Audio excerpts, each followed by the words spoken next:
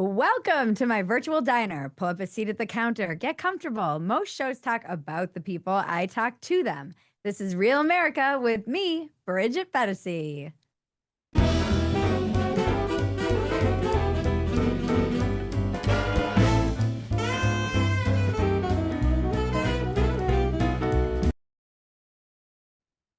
Welcome back to the show. It has been a wild decade. People left the left, left the right. Independents moved to the left and the right.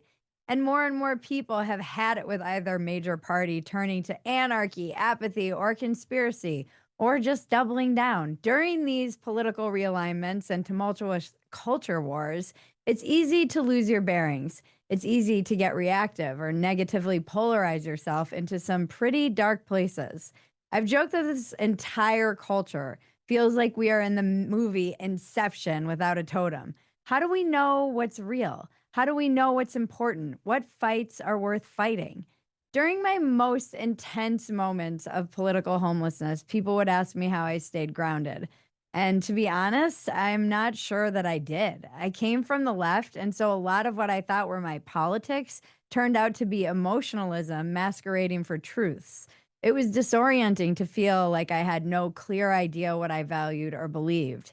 And what ultimately ended up grounding me, what became my totem, was identifying the hills that I would die on. One of those hills was free speech.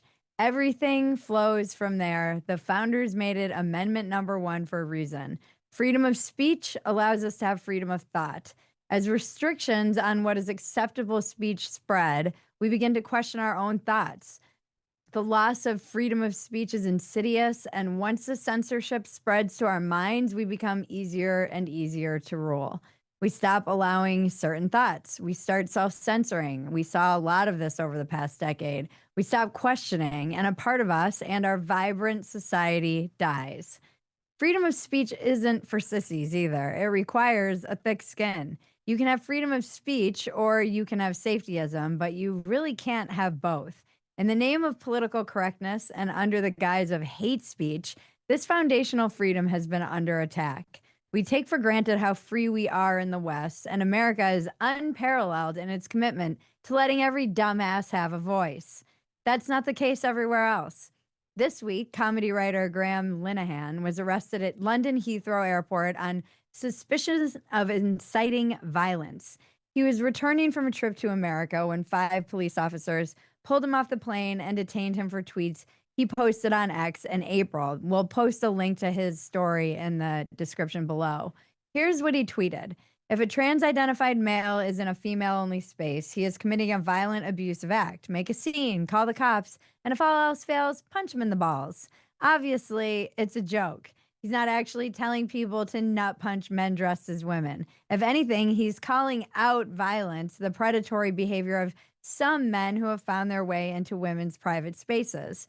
So, what was his crime? He expressed himself, and his words hurt people's feelings. Even more chilling, he tweeted that while he was in America on an American-based social media site, even hate speech is protected here. Offensive and hurtful speech is protected. Jokes, rumors, satire are all protected alongside religious beliefs. And yet he is still being punished in the UK for his tweets here. And he's not the first person to get arrested for a violent tweet. In fact, as our guest tonight, Greg Lukianoff, pointed out on X today, more than 10,000 Britons have been arrested every year for offense speech since 2021. Yes, the thing everyone tells me isn't happening is happening. England is not so open-minded about words. A growing number of British people are getting arrested for social media posts, even retweets and political cartoons. Here in America, from my perspective, it feels like we're living through a bit of a free speech renaissance golden era after a decade of intense language policing. The new inquisitors of the past decade have somewhat retreated or at least gone into hibernation. All the forbidden words are back on the roster, and language has gotten so open that the South Park creators were joking that if it gets any looser, they'll be out of a job. But it's only a matter of time before the authoritarian impulse to control language returns. And as we can see with some of the lawsuits, the Foundation for Individual Rights and Expression is currently fighting against the Trump administration. This is a bipartisan impulse. We have to defend these foundational principles. The First Amendment doesn't make what happens in the UK impossible to happen here, but it makes it much more difficult. So let's get into it. My guest tonight is Greg Lukianoff, president of the Foundation for Individual Rights and Expression, FIRE. He's a First Amendment expert, and he co-authored The Coddling of the American Mind with Jonathan Haidt, which is a great book about how safetyism has turned college campuses into an anti-free speech commune, into anti-free speech communes full of jumpy radicals.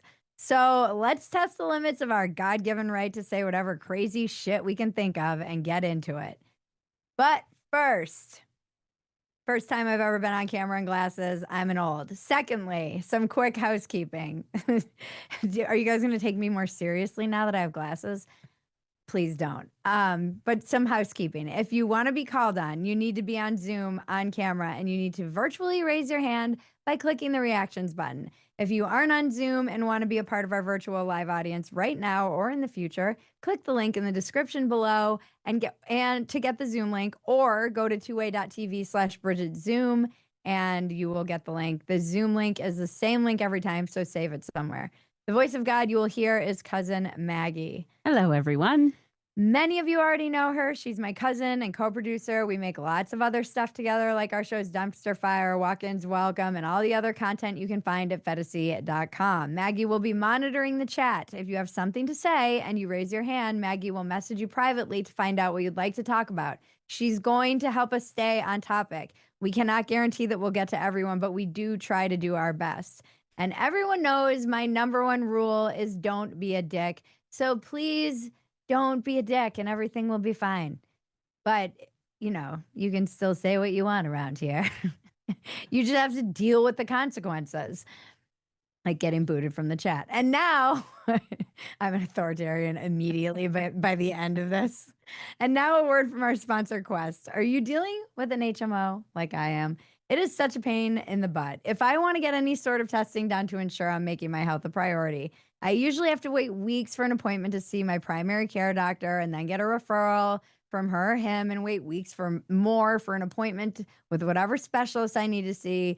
Quest helps you cut through all the insurance nonsense and get the tests you need when you need them. Quest offers over 150 of the same tests trusted by doctors, including diagnostics for specific ailments like STDs, chronic conditions like heart, liver and kidney disease, as well as testing that is almost never covered by health insurance, like fertility and advanced women's hormone testing. Quest also offers broad packages of tests that go way beyond the standard tests you typically get in an annual medical checkup visit. Concierge medicine and functional medicine doctors, like acupuncture, for example, charge thousands of dollars for these types of workups. Quest offers them for the price of a night on the town, and then you can just take them to those places. Your health and well-being is worth it. Visit questhealth.com and use discount code REALMay25 and get 20% off your purchase. That's questhealth.com, code REALMay25 for 20% off. All right, let us bring our guest, Greg Lukianoff, who's had an extremely busy day on the podcast circuit. Welcome to Real America, Greg. Thank you so much. Thanks for having me, Bridget. Great to see you. And I dig the glasses. Thank you. Does it make me look a little bit more classy and respectable? So classy, so clever. How's your day been? I loved what you said to me in the green room before we came in. It's been insane. It's been absolutely crazy. I've done multiple podcasts. I did TV in Britain. I did the BBC, and that was that's the story right there. We got a verdict in the Harvard case. We filed a lawsuit in Texas. It's been crazy. Wait, so when you were in the green room, you were saying it's been a busy day for free speech. Tell me what's going on? I feel, and I don't have this front row seat that you have. I just have a kind of cheap seat culture war observer. Are there more attacks on free speech than there have been, or is it the same? The global picture is getting worse, for sure. Okay. And that's scary as hell, because when every country around us is turning on freedom of speech, and and in the formerly free world as well, that's a big problem, because it's very Hmm. hard to maintain. Like, if we're the only country protecting free speech at all, if we're totally alone in this, that's a problem. And also, I do have issues with some of the things the Trump administration is doing. I know that some of that is to battle the kind of nonsense that's going on in the European Union, or in the Anglosphere. But my job is to call balls and strikes, and to make sure you're still playing according to the First Amendment. But So, the BBC thing was fascinating, by the way, though, because my mother's British. I spent a lot of time over there as a kid. And they are in complete and utter denial they are even in a free speech crisis. wow. And so I did this BBC show, and I think I was, because Graham Linehan, I don't know how to say his name, but the guy who wrote Father Ted and the IT crowd, he got arrested for those tweets that you mentioned. And there's been this, like, oh no, it's not really that bad in Britain, kind of like reaction from a lot of people in Britain. And I was on BBC, as best I can tell, to be the how dare you Americans pick on the United States for being in trouble. Isn't the Trump administration bad on free speech? And I was just constantly like, no, guys, you're in serious, serious trouble. Yeah, that's what's really interesting, because a lot of people were saying, "Oh, this is a line in the sand, and this is going to wake everybody up in Britain." And I had text communications with a lot of our mutual friends, and we were talking about this, like, "Oh, this is the thing that's going to wake them up." And I'm like, "I don't. Do you get that sense? I don't feel like it is." It was powerful that there were some politicians actually saying maybe our hate speech laws have gone too far, and that's the first time I've seen recognition of that at all. So maybe it does give me a little bit of hope. But here's the problem. In order to so basically, you're in the strongest position for freedom of speech if you have two different things: strong free speech law and a strong free speech culture. Britain has neither at this point. And when I go Mm, over there, they'll talk.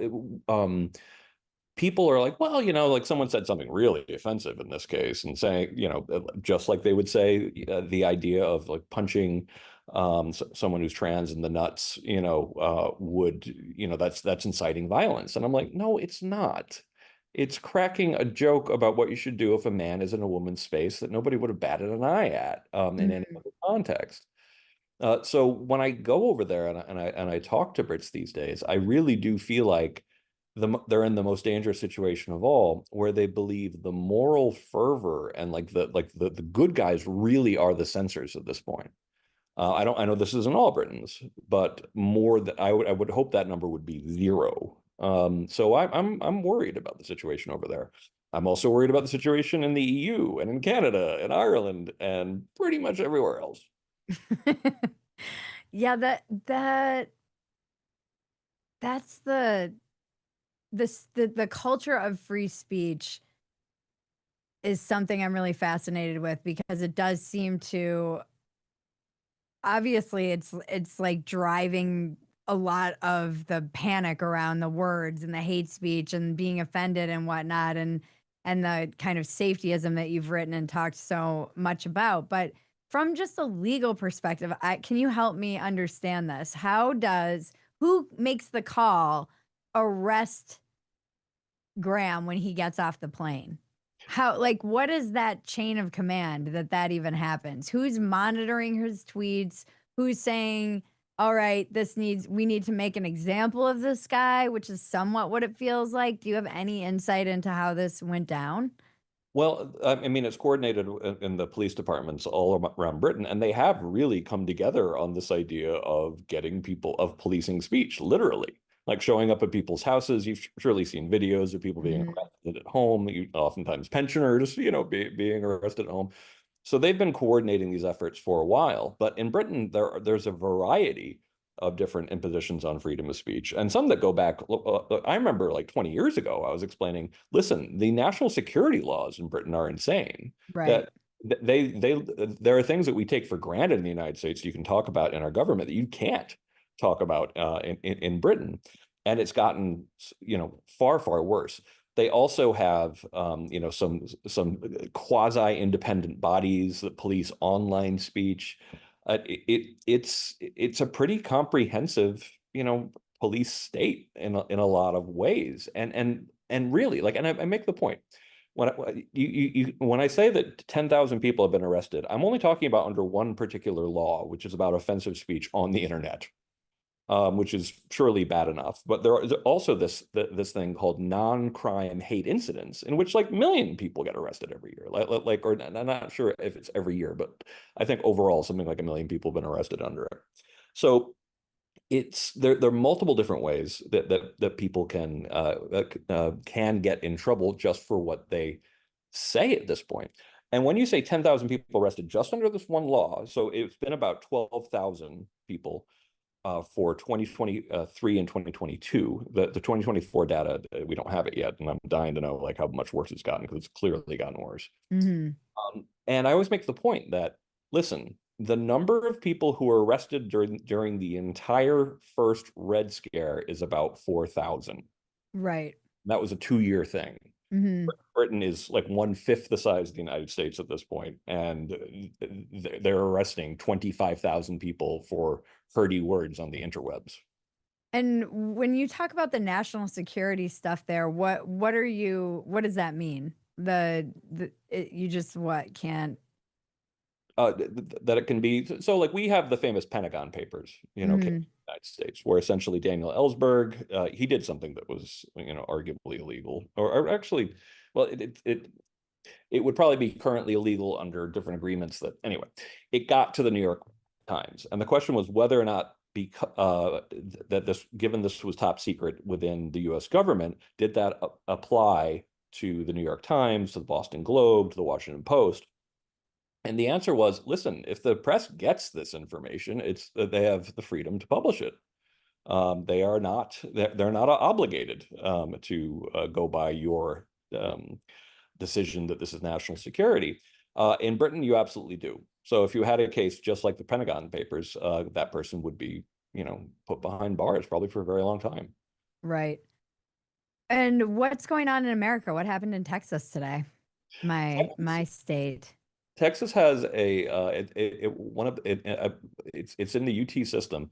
They have a system policy that actually says that there is no free speech period between like the hours of like 10 p.m. and like 6 a.m. And what's funny is this was so poorly drafted. People need to understand what this means. This means no First Amendment activities is pretty much the way they put it. And you know what includes First Amendment activities? What you wear, what music you listen to, what t-shirts you wear, what books you read. It's one of these things where it's laughably overbroad. What they're trying is probably, I hope at least, that if you're going to be protesting after a certain hour, maybe with a bullhorn, you're going to need permission. But that's not the way they put it. They have this ridiculously, laughably overbroad policy, which we believe is going to be shot down by a court pretty handily. So that just seems like a poorly worded policy. But that's very common on campus, is that essentially they have these ridiculously vague and broad speech codes, and then they're just a loaded gun to use whenever they want to use them. Right. This is actually something your coworker, Sarah McLaughlin, was really pointing out yesterday. She came on my other podcast, Watkins Welcome, to talk about her new book. What's the title of her book again? Authoritarians in the Academy. Authoritarians in the Academy. And she was saying one of the things that you can do is have very clearly written policies because of exactly this. You can wield that cudgel however you want to if it's broadly written and it has like very wide scope and it's not clearly defined, the terms and conditions. And it sounds like it's kind of a shit show, though. Yeah, things are busy. We also just got a decision in the Harvard case that just came down. A court found in favor of Harvard's First Amendment lawsuit against the Trump administration. And this was something that we also saw coming, because I think Harvard was very vulnerable in a variety of different ways. One is the anti-Semitism claim. And two, but also for ongoing policies that discriminate on the basis of race and hiring and admissions. And if you're found guilty of either of those things, it is within federal law that you can remove funding.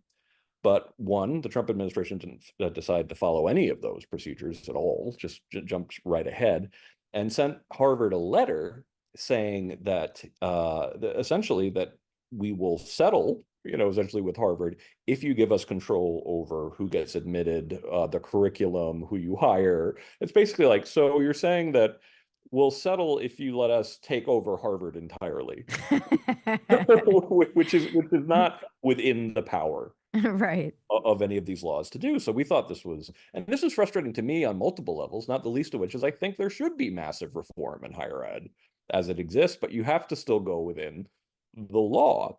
And the thing that Trump was kept doing that actually makes his own team's job so much harder is by constantly saying, pointing out that this is about this opinion and this speech here and there. You make it really easy to lose a First Amendment case, because when you go say, it's like, well, no, this is actually about harassment and patterns of discriminatory behavior. It's like, but your boss actually said this was about this person saying that one thing, and you're in big trouble, and you're going to lose your lawsuit, which we knew they were going to lose. Yeah, there's so many things I don't understand too about just the globalization of a lot of when it comes to free speech and our kind of global economy that we live in. Like in Graham's case, he was in America, as I was saying, on an American based company, and goes to the UK and he gets punished for that. That seems weird. As I talked to your colleague about, it gets very murky when you have laws that are in, opposition to our freedom of speech, when you have these campuses that have satellites in places where there is not really any free speech. Yeah. How do you manage that tension legally? It generally, like if you're in a country and you break their laws, you could be in big trouble. So the question is whether or not schools want to actually have a Doha, campus, or a Beijing campus. And if they have them, shouldn't they be guaranteed some amount of academic freedom and free speech within that sphere? And if not, should they really have them? It Mm. is one of the big questions there. But partially because, and I mean, the European Union has become the font of some of the worst ideas when it comes to freedom of speech, and for innovation as well. There's a reason why, Europe has become the continent where innovation goes to die. You look at the lack of growth of companies there. Like one Silicon Valley company would be like the number one company in pretty much all of Europe at this point. Right. But they keep on trying to impose, their restrictions on artificial intelligence, their restriction on this thing called the right to be forgotten, that basically means that in the name of something, you have the right to make sure that people take down those stories about you beating your wife, or like whatever, like all the things that you would, What? yeah, like all the things that you would be checking, like after a date with someone to try to find out whether or not this guy's a creep or not. And I So get, this isn't just after you're dead. This is like after oh, what? A just 90-day period? after a couple of years. Oh, wow. Okay. And they basically made the incentive so that it made no sense for anyone to really challenge their any social media company to challenge, or Google to challenge the takedown notice. And then they tried to make this like global law, to essentially say everybody, no, it's not just in Europe that you have to take down those links, it's everywhere. That's crazy. There was a similar thing that they tried in Australia as well, and it's kind of like, you are not God King of all things in all countries. Like this is not okay. And more recently, there was just, and actually this is out of Britain, to something very a law that's very similar to the one in the European Union, where they were threatening Kiwi Farms, and 4chan and a couple other websites, even though they don't formally do any business in the UK for content on Kiwi Farms and 4chan. Those companies decided to have a lawsuit actually in Britain about their First Amendment rights. I think that's a risky way to do it. But and any of your listeners, if this happens, and we're working with Substack on this as well, if someone is a American-based writer, podcaster, whatever, and you get one of these attempts to enforce a foreign law limiting your freedom of speech in the United States, I want that case. Okay. Good to know. I mean, we have quite a few hands raised, so I feel like we should hear from the people. Sure. Maggie, who do we have first? Okay. First, we're going to bring up Margaret. Hi, Margaret. Up here. Oops. Hi. Can you hear me? We Yes. can hear you. Yes. Good. Okay. So I wanted to give a little bit of what I thought was good news on the free speech front. We lived overseas for a while, in Doha, actually. So I totally hear what you're saying about Doha universities. But having lived over there, I have a lot of British friends. Yeah. Recently, some kind of lefty British friends were actually putting some stuff up about patriotism and how they were proud of being British from a left-wing point of view. And, you know, they fought off the Nazis and they had all these wonderful authors who, and I thought, ooh, I don't think I would have seen that 2 or 3 years ago. No, you wouldn't have. And they seem to be getting some responses from other friends who were normally left-wing themselves and praised them. So I thought, huh, that's a good thing. And I wondered if you're seeing with these protests kind of an idea that there are Britons who have said enough is enough, and we are going to fight back against the government. I certainly hope so.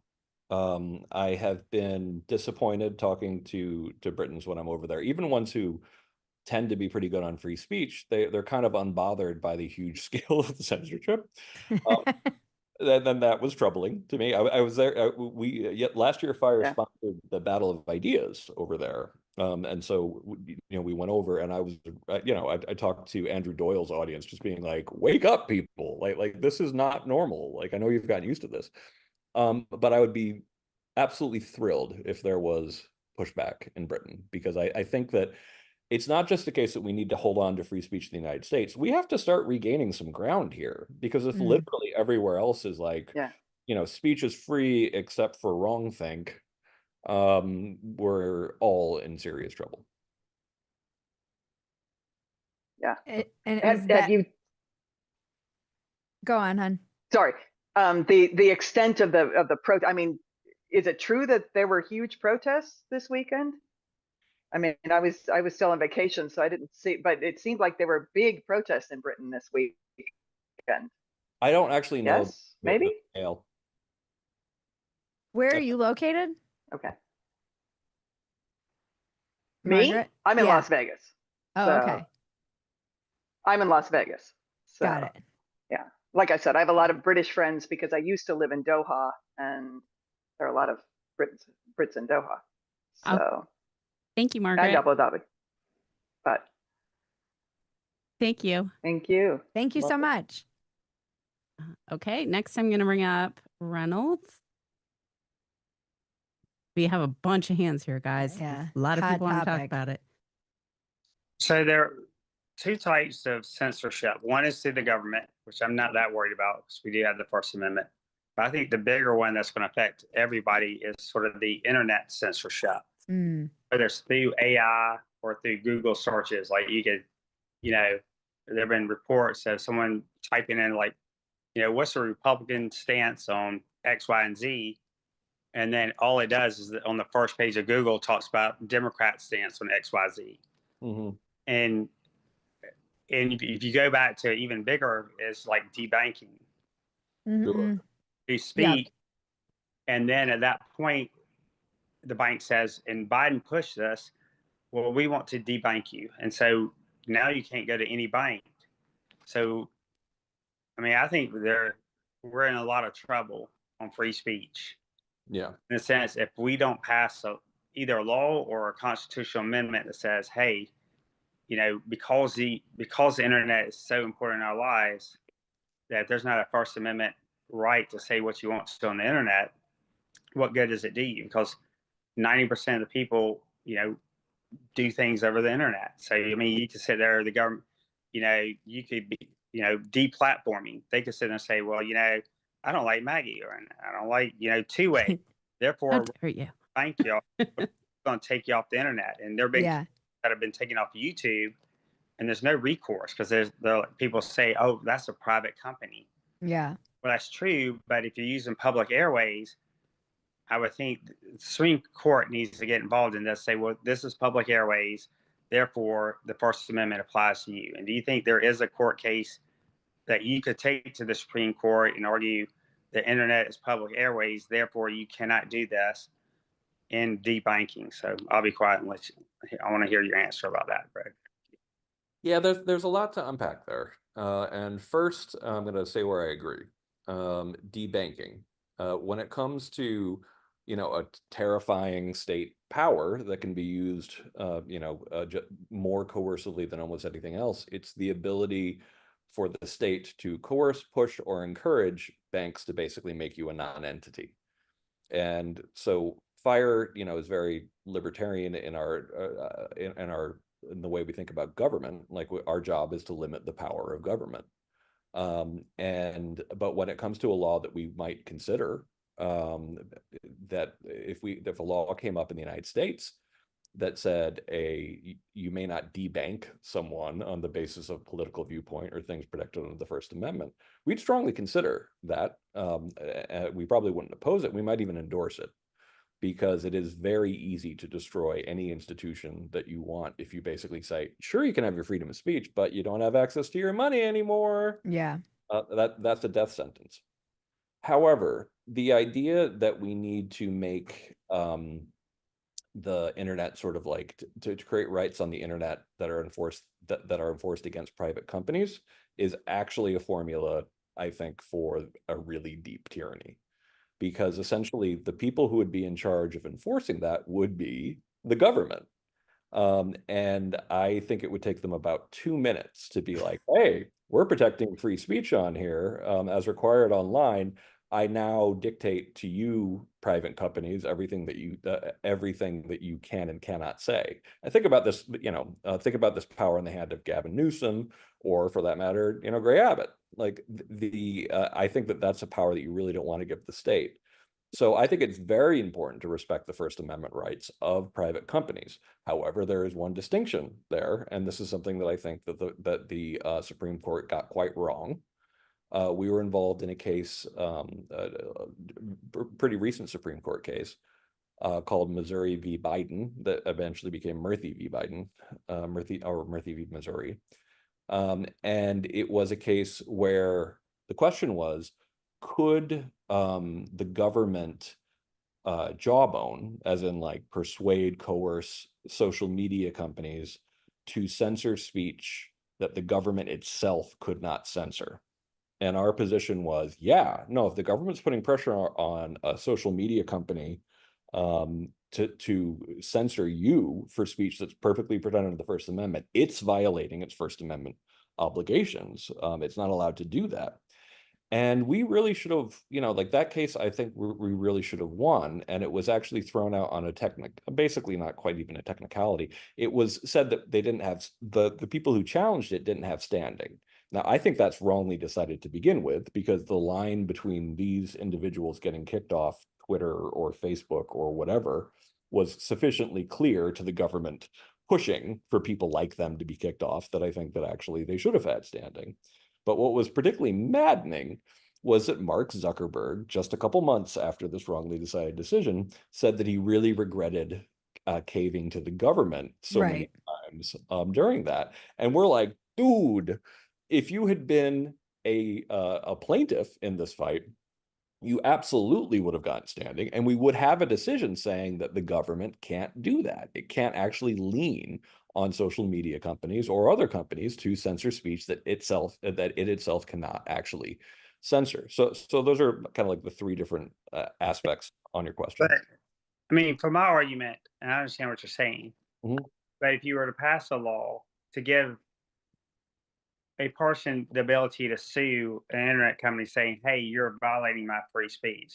Again, it's a private company. So I'm not saying the government goes to the internet companies and do what you said, like Biden said, suppress, like during COVID, when people were trying to talk about the lab leak theory, they suppressed that. Well, a private individual can't then go sue Facebook and say, hey, you're taking away my posts.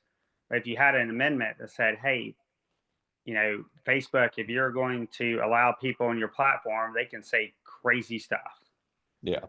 And if you take it off, they have the ability to sue you. So there's no recourse. So I'm not saying that I want the government to go towards Facebook. I want it like a right to where people, private citizens who are on Facebook, as long as they're not, advocating fire in the theater type of speech, to be able to sit there and say, hey, I think COVID came from a lab theory, and they got, thrown off. And a lot of that was government pressure, but I can see in the future where you're going to have 3 internet companies and you're going to have 3 CEOs who are going to act like kings out there who decide, well, this is, we no longer like the color blue. So you search color blue and it says, here are the only colors that exist in the world. You think to yourself, well, there's a blue, and I know there's a blue, but I got children, let's say grandchildren grow up and they'll never know the word blue. Companies don't allow the word blue anymore. Yeah. So there's got to be some sort of recourse, because yeah, I think the private right of action approach, which I have heard people say before, one, it interferes with the company's First Amendment rights to decide, what speech they will host, and I think they do actually have, free speech rights and association rights, and I think that it's important to respect those. But I also think that if there was a private right of action to anyone who claims that they were kicked off for speech, it would utterly destroy social media companies as we know them, and it would be gamed, it would be manipulated by power, it wouldn't result in this sort of like free speech nirvana. It would end up in just a cacophony of lawsuits and people trying to use the power again of in this case it's the government through the judiciary to dictate to social media companies what is true. The best thing that you can do is have competition among social media companies. And by the way, when people were really desperate to have these kind of laws, it was under this idea that essentially Twitter is a monopoly. There's never going to be anything like it. Nobody can go to some other place. And then that was all proved really foolish in a very short period of time, because people flocked to Blue Sky, people went to Mastodon, even some people went to Threads, if you still remember what that thing was.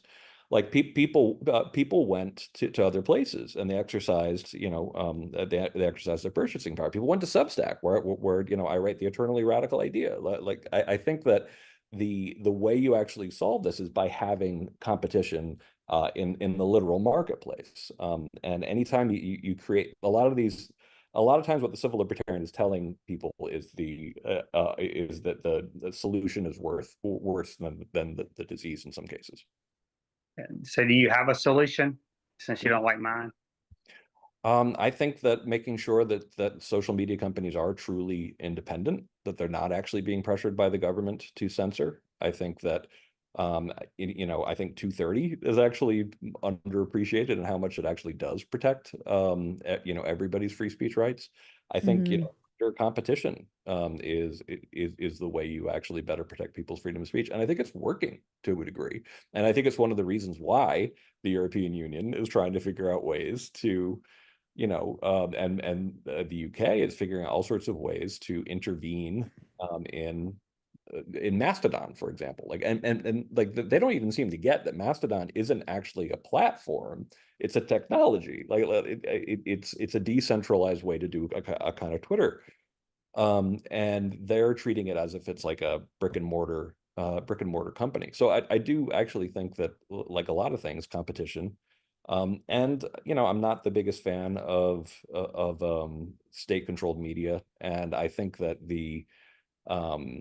I think that the more freedom there is, and the more sort of organic these things can be, the better off we'll all be. Thank you. Thank you. Thank you, Reynolds. I am going to bring up Max next. Quick question. Oh, Greg, why do you think Zuck didn't come forward during that? When you said if he was a plaintiff, was he just like cowardly waiting for the election winds to blow to see where the chips would land? Yeah. I think that and I can't entirely blame him, for the idea that essentially, if he's worried about his own company being on the wrong side of the Biden administration, might be something he was a little spooked about. He was starting to talk about this more as the election came. But there were a lot of people like who were sort of characterizing what Zuckerberg was doing when he would started talking about opening up Facebook and making it less punitive, allowing people to talk about trans issues, for example, allowing people to get into it more, that was somehow bowing just to make Trump happy. And it's like, no, he's actually been saying this in a variety of ways for a long time. He just didn't see it. I don't think he thought it was politically feasible Right. prior to the election. And that definitely, he took that as a signal that it's like, okay, now we can push back. Cowards. And meanwhile, like, I'm in the unlucky position of being the person who has to push back first, when it's the least popular of all. But you don't get into the First Amendment business to be popular. Yeah. Okay, I'm going to bring up Max. Oh, there we go. Let me unmute him. Hi, Max. Hey. Oh, okay. I was gonna ask if to me, or I don't know if this is a question or not, but it seems like to me people don't understand jokes and satire anymore on the internet. Like everyone takes everything so seriously, and I feel like people need to do the reverse, because I oftentimes, if I read something really outrageous, I just assume it's a joke. Yeah. Like I don't take it at face value, because a lot of people are falling for jokes, and it's like, I don't know. I feel like it's a big problem. Like people don't understand what a joke is anymore. Yeah. Yeah, part of that I think is just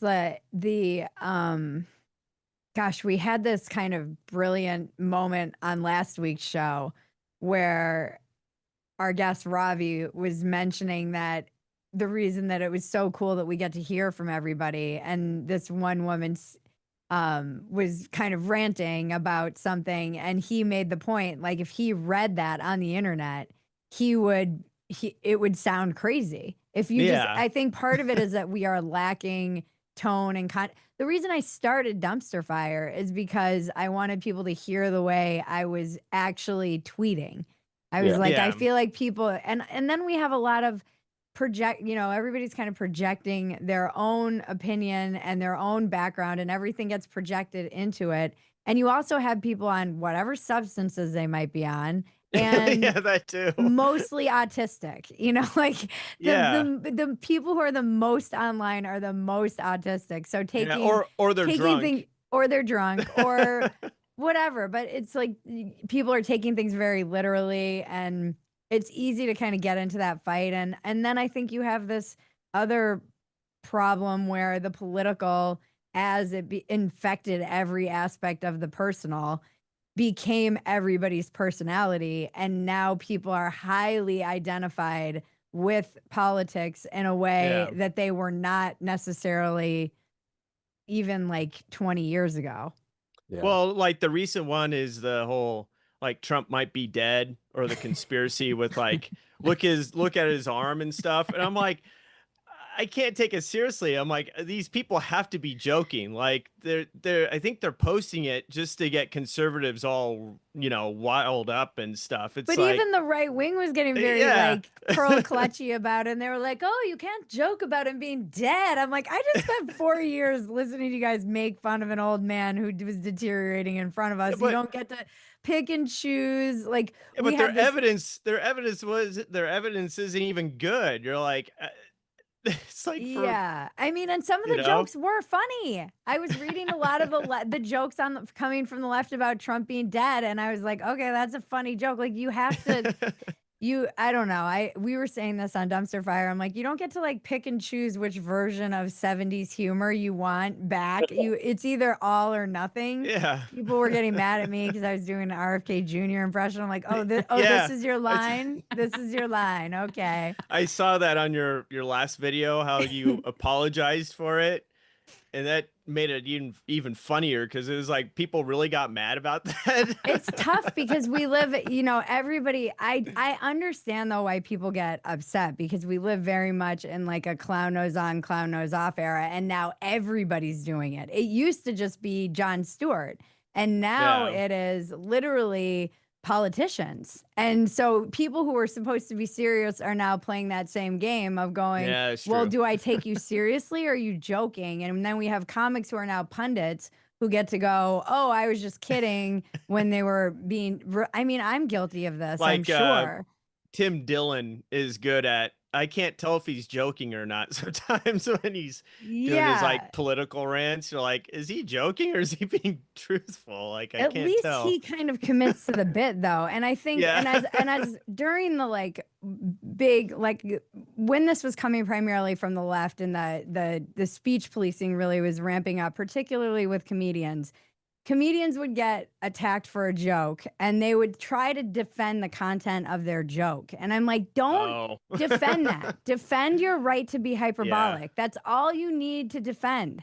You don't need to defend whatever ridiculous, insane thing you were saying because you're a comedian. Yeah, because that wasn't defend your right to be ridiculous. Because that wasn't supposed to be taken seriously. Yeah, but people get piled on and they get panicked and then they're like, well, I didn't actually mean that we should put the baby in the, you know, like whatever insane.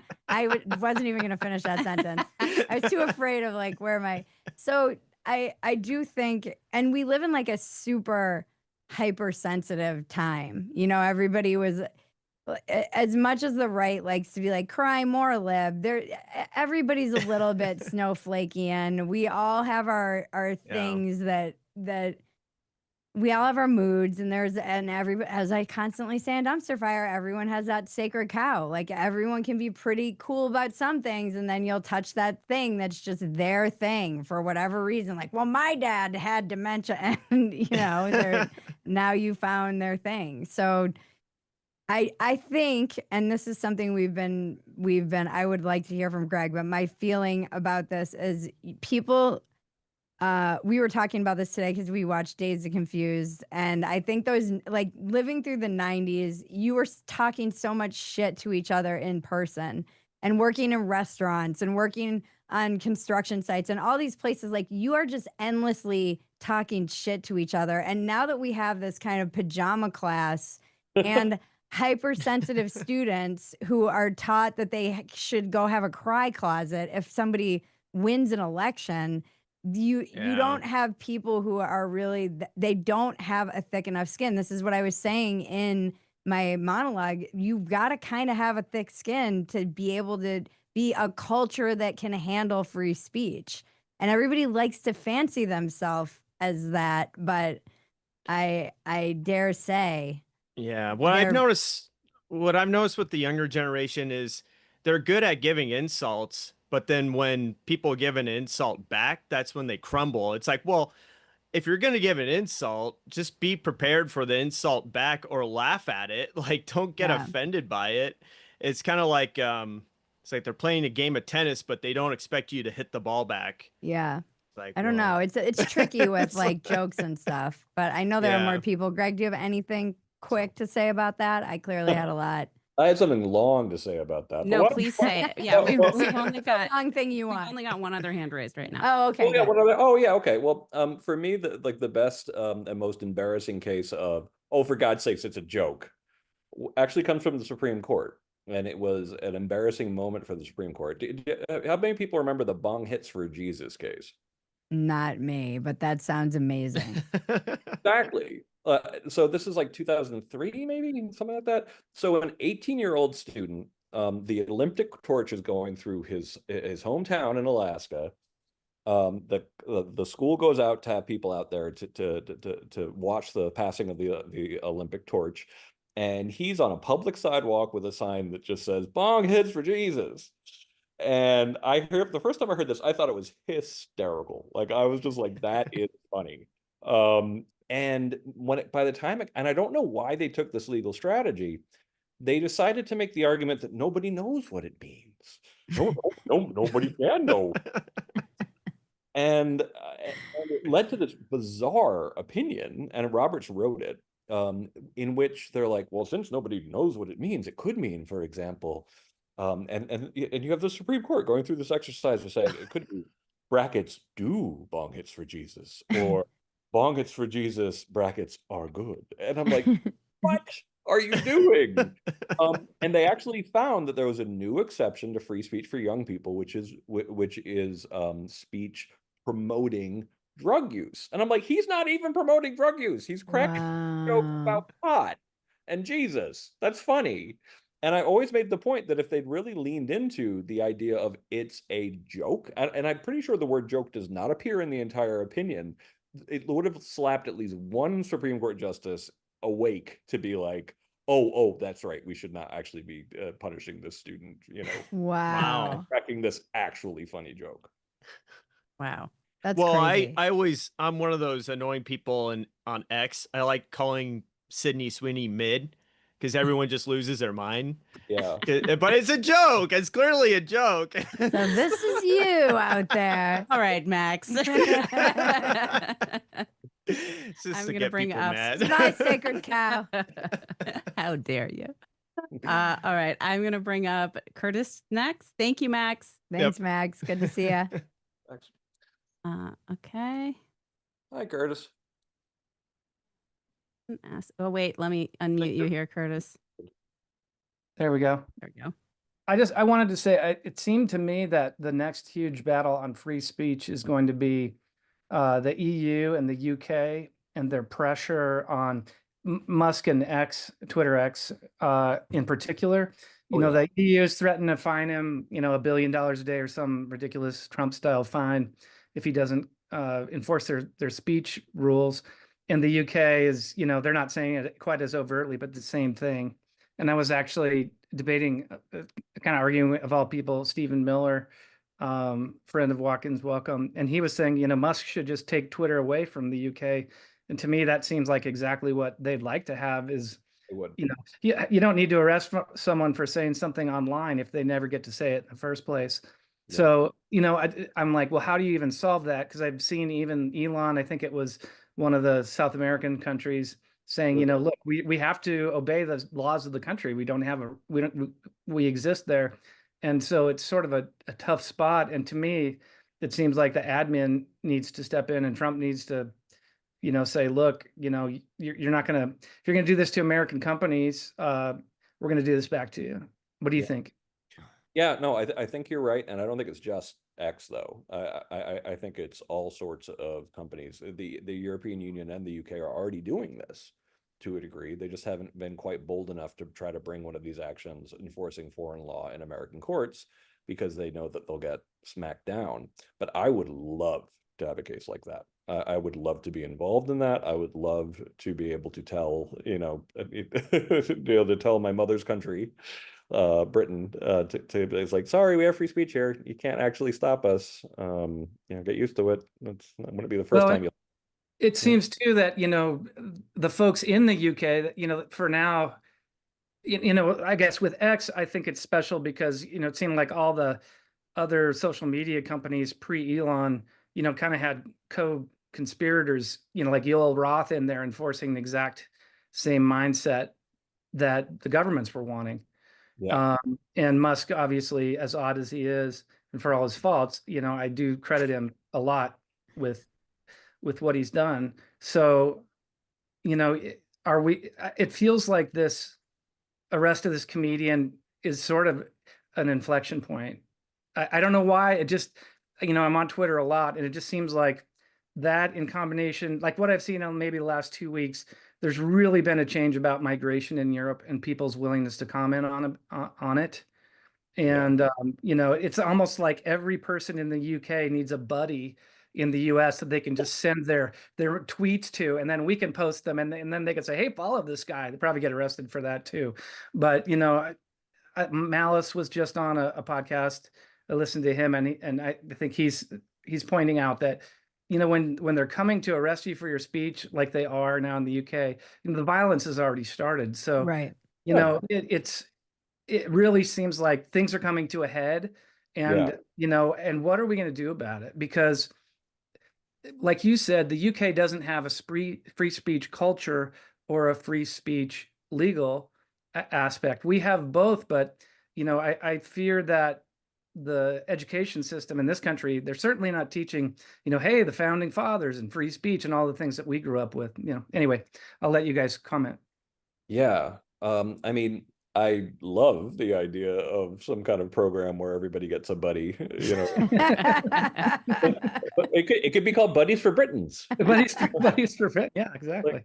Like, it would have to have a theme song that was really inspirational. I just realized I have my now panic and freak out mug. I didn't even realize it was subconscious. A little more American. You know, like there are organizations over there. People keep on asking FIRE to extend, you know, beyond the borders of the United States. And it's like, listen, by the time we have full coverage in every state in the union, then maybe we'd consider that. But we're probably like, you know, $400 million away from something like that. Like we're just not big enough to take that on. But there are people over there fighting for free speech. And I think that they, you know, have a fighting chance only due to the fact that the government has badly overplayed its hands. And when you have a situation, you know, where everybody is just being essentially asked to lie about things that they're seeing with their own eyes, you know, that's a hard one to sustain. And once you start actually enforcing it with the threat of violence, and of course, police is a threat of violence. Police oftentimes is violent. Then you're already in a sort of downward spiral situation. So I'm pretty worried about the situation in the UK right now, because it does have all the markings of a powder keg. And I guess the other thing too is none of this seems organic. You know, it's like who's got what pictures of who with who in the UK government. You know what I mean? It's like none of this makes sense to me from a standpoint. It doesn't, you know, it's not helping the citizenry, you know, the rape gangs and the cover-ups and all this. And, you know, Elon, again, for as weird as he is and you know, as ridiculous as he can be, you know, he really is a champion on this. Yeah. And, you know, and without Twitter there, you know, if, you know, I think the UK would like nothing more than just say Twitter can't exist here. And then, you know, then who's the voice, you know? Yeah. So. And I mean, like, and we're critical of everybody on free speech when they give us reason to be. But one thing that I probably don't say enough is that the counter sort of factual situation in which Elon didn't buy Twitter is a situation where I think free speech would be in much graver trouble than it is right now, because everybody would be the same. You know, essentially, like, all of these companies would more or less be acting like their European counterparts and agreeing that, you know, pointing out that, you know, so some of your some of your recently added immigrants were in rape gangs. Well, that's just, people shouldn't know that, you know, like they can't be trusted with that kind of information. That's a very typical, you know, ruling class kind of opinion to have about the people you rule, is that these people are savages and we have to keep them in line. And unfortunately, I do see a lot of that, you know, in Europe, and I do see some of that in the United States as well. And we have to do everything in our power to fight that. Okay, thank you, Curtis. Yep. I'm going to bring up Craig. Oh, wait, where did he go? You can't lower your hand right as I'm about to click on you, Craig. There we go. A pin. There we go. And ask to unmute. All right. Sorry, Maggie. That's all right. How dare you, Craig? You're fired. No, I'm just First kidding. thing first, like this, can we just be excited about what we're doing this right now? This is freaking amazing. I'm in my kitchen. Tomorrow's the first day of school. Question was just asked: Where did my son put his lunch bag when his last day of school, which is 3 months ago? Because we can't find his lunch bag. You think he might be there? Still probably not. Anyway, but I knew Greg would appreciate that. Anyhow, Greg, you and I connected on Forky years ago. On Twitter somehow. From Pixar? I love Forky. Uh-oh. Oh no, did it break up? He I froze. want to have a discussion of Forky. Craig froze. He froze on Forky. Right as you were about to get the They goods. do a Forky line that's just like, no. Forky's the best. Oh, did Oh, you no. watch Forky Explains It All, or like the shorts that they had on Pixar? On Pixar? Yeah. God, Pixar's so brilliant. Well, in the meantime, Greg, I'll ask a question. We'll see if we can get Craig back. But Reynolds had a question. I don't know if we have time to bring him up again, but he wanted to know your opinion about the TikTok ban. My opinion on the TikTok ban is actually not something I could explain in a minute. Okay. It's actually well, okay, I'll try to explain it really quickly. The law as written was unconstitutional. It was too broad, too vague, and it focused on propaganda. and propaganda is just, if the U.S. can ban propaganda, that's a weapon that it can use against everybody essentially. So we objected to that. The Supreme Court kind of ignored that whole part of it. It was really the law, and then decided that TikTok is Chinese spyware. So of course we can stop Chinese spyware. And that's actually, if they'd opened with that argument from the beginning, I'm not sure Fire would have had an opinion on it at all, because like that's a privacy argument. That's a much more serious argument than saying that they can't spread propaganda to say this is Chinese spyware. But so I think that the Supreme Court found a way to rule in favor of the ban that kind of ignored part of it, but ended up being minimally potentially harmful to freedom of speech. But the idea that Trump is just not enforcing it is, I don't even know where to go with that, because it's like, yeah, I'm a civil liberties person, but I also believe that, the law is the law as well. So it's just a big old mess. Okay, So, we've got Craig back. So let me do it really fast. That was really fast. Yes, and that good. was. I do think it's funny. We always joke about this. We're like, for all the stuff that the left gives Trump crap for, this is like the one area where he's acting like a king and ignoring the law blatantly. And they don't say anything about it because they want TikTok too. All right. Craig is back. Follow up on the point you were just saying, Bridget. From what I understand, part of the negotiations with the EU and the UK for trade negotiations is including Trump trying to talk about this with them, which, I mean, that's definitely king shit right there. So he's trying to negotiate a trade deal at the same time he's trying to negotiate some sort of terms on speech. Greg, I don't know if you've ever heard this before. Wait, but what were you going to say about Forky? That's more I was important. telling you about Forky because Greg and I, Disney Plus had just began, and for some reason I was interacting with him on X because I love coddling the American mind.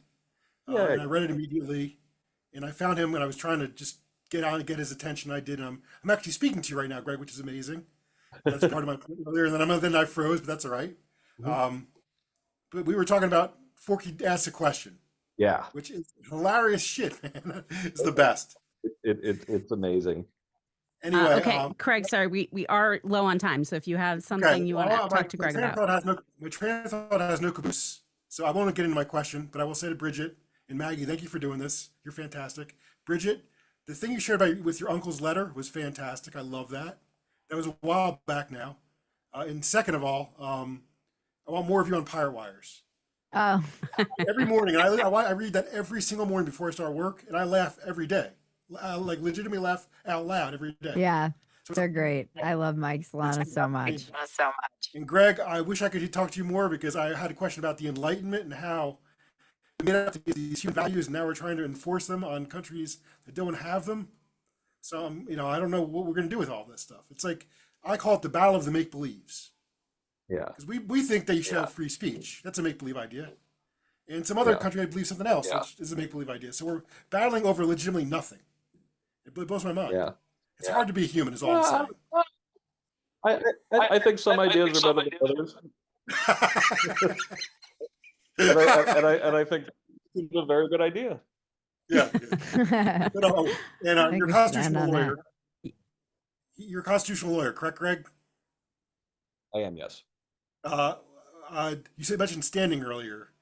Standing is how they get everything thrown out of court these days, isn't it? Really, the court has doubled down. They've decided to make getting standing a lot harder in a lot more cases, and I often see that as a genuine cop-out, particularly in First Amendment cases. So I'm on your side. Thank you, Craig. Thank you, Maggie. Thank you so much. Thank you.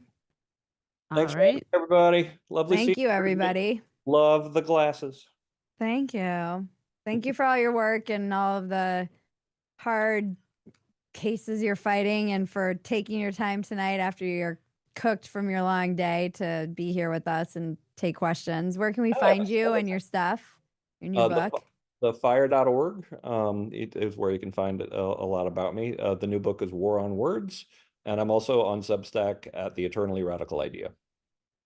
Thank you, Greg. Greg. We're all cooked. Thank you, Greg. Thank you, Greg. We love you. Love you. Good to see you. Everyone watch Greg on Walk-ins Welcome as well. Oh, yeah, that was great. I got to promote that one too. Okay. Have a good night. Well, everyone, everyone. That was a great conversation. Thank you so much for, all of your contributions. I hear a lot of chaos downstairs. I don't know if you guys can hear that on. I don't think so. Okay.